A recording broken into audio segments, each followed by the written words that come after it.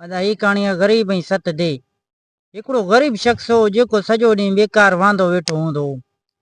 खेसि ज़ाल चयो, हिन जी ज़ाल हिन खे चयो, सॼी दुनिया रोज़गार कमाइण में मसरूफ़ आहे, पर तूं बेकार वांदो वेठो आहीं, छो नथो कुझु कमाए अचई, घर जो गाॾो भलंदो। ग़रीब शख़्स ज़ाल खे चयो, पंहिंजी ज़ाल खे चयईं, भला मूंखे मानियूं पचाए ॾे त कमाइण वञा।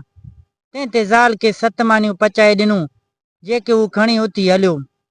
हलंदे हलंदे वाट ते हिकिड़ो खूह आयो।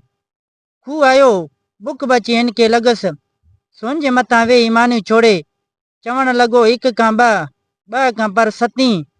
मजाण उन खूह में 7 देह रहंदा हुआ। 7 देहनि जॾहिं उहा ॻाल्हि ॿुधी, सम्झयूं असां का ग़रीब भला आहे जेको असांखे खाइण लाइ आई आहे, उन करे छो न हिन खे का शइ सूखड़ी करे ॾियूं जे हू ख़ुशि थी हलियो वञे ऐं असांजी सिर बचे।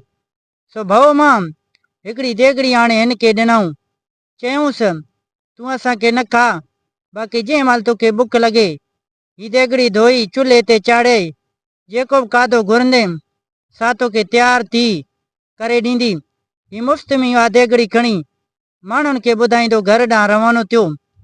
वाट ते केसि राति पइजी वई। सो राति गुज़ारण लाइ उन ॻोठ जे कंहिं मुसाफ़िर खाने में टिकी पियो। उते जे कंहिं माण्हू खे सुध पइजी वई। जॾहिं हिन देगिड़ी जे बाबति ख़बर पइजी वई त ही हिकिड़े नमूने जी देगिड़ी आहे, सो राति जो हिन जी सुम्हण खां अॻु पोइ उहा देगिड़ी खणी उन जी जाइ ते ॿी देगिड़ी रखी छॾियईं। ग़रीब शख़्स सुबुह जो उहा देगिड़ी खणी वेंदो रहियो। जॾहिं घर पहुतो तॾहिं ज़ाल खे चयईं, ही देगिड़ी अहिड़े नमूने जी आंदी अथमि जेका तूं चवण सां सभु कुझु तयारु करे ॾींदी। ज़ाल चयसि, चऊं अॼु त को सीरो ठाहे खाऊं। देवनि जे चवण मूजिबि देगिड़ी चुल्हे ते चाढ़े केसि हुकुम ॾिनई, पर थियो कुझु बि न। उते ग़रीब शख़्स ॾाढो फिको थियो। ॿिए ॾींहुं वरी सही संभरी मानियूं खणी साॻे खूह ते वञी वेठो। साॻी तरह चवण लॻो। देवनि वरी हिकिड़ी ॿकरी आणे ॾिनसि, चयूंसि, ही ॿकरी काए वञ, जेतिरो खीरु घुरंदे ओतिरो ॾींदी, तंहिंखां सवाइ ही फूलड़ियूं बि सुहिणियूं लाहींदी। ॿकरी काए वरी बची साॻे मुसाफ़िर खाने में तरसियो। जॾहिं हू सुतो तॾहिं साॻे माण्हू ॿकरी लिकाई उन जी जाइ ते ॿी ॿकरी ॿधी छॾी। सुबुह जो ही ॿकरी काए ॻोठ रवानो थियो। उते अची आज़माइश वरितई त उहा ॿकरी रवानजी ॿकरियुनि जहिड़ी ॾिसण में आयसि। मुड़ुसु ॾाढो कावड़ियो घणो ई, पर कुझु बि कोन करे सघियो। मुड़ुसु कावड़ जो टियों भेरो रोज़गार लाइ निकितो, पर दिलि में चयईं अॼु सतीं खाईंदुसि। जॾहिं खूह ते पहुतो तॾहिं अॻे वांगुरु चयईं, अॼु ज़रूरु सतीं खाईंदुसि। तॾहिं देह निकिरी आया। आज़ी करे चयूं, मिंत करे हिन खे चयूं, असांखे न खा, पर हिन चयो, तव्हां मूंखे 2 शयूं कूड़ियूं ॾिनियूं आहिनि, सो अव्हांखे ज़रूरु खाईंदुसि। देहनि चयो, असां तोखे सभु शयूं सचियूं ॾिनियूं आहिनि, पर जंहिं मुसाफ़िर खाने में तूं वञी टिकियो हुईं, उते जो हिकु माण्हू आहे, उहे शयूं खणी वियो अथई। उन करे हाणे असांखे तोखे वरी हिकिड़ो ॾंडो था ॾियूं, जेको तूं खणी वञ।